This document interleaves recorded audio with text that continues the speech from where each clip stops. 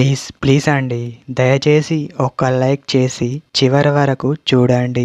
ఈ వీడియో చాలా బాగుంటుంది. ఏమేమో వీడియోలు చూస్తూ లైక్స్ కొడుతుంటారు, కానీ లైఫ్లో జరిగే వాటి గురించి చెప్తే ఎవరు లైక్స్ చేయడం లేదు. ఇటువంటి వీడియోస్ కావాలంటే తప్పకుండా లైక్ చేయండి. హే ఫ్రెండ్స్, ఎలా ఉన్నారు? నేనైతే చాలా బాగున్నా. మీరు ఎలా ఉన్నారో కామెంట్ చేయండి. ఒక అమ్మాయిలో ఇలాంటి లక్షణం ఉంటే ఏ అబ్బాయి భరించలేడు.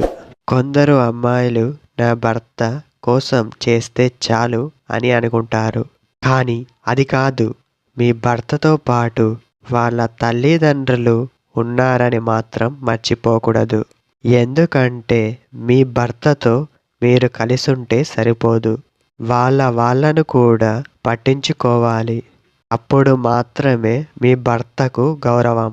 మీరు చేసే పనుల వల్ల మీ భర్త తలదించుకునే పరిస్థితి వస్తుంది. అందుకే మీరు ఈ విషయాలను మీరు ఖచ్చితంగా అర్థం చేసుకోవాలి.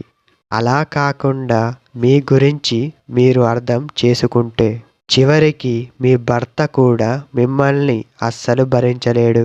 మీరు ఏమి చేసినా ఆలోచించి నిర్ణయం తీసుకుంటాడే తప్ప ఏనాడు కూడా మీ పైన సీరియస్ యాక్షన్ మాత్రం తీసుకోడు.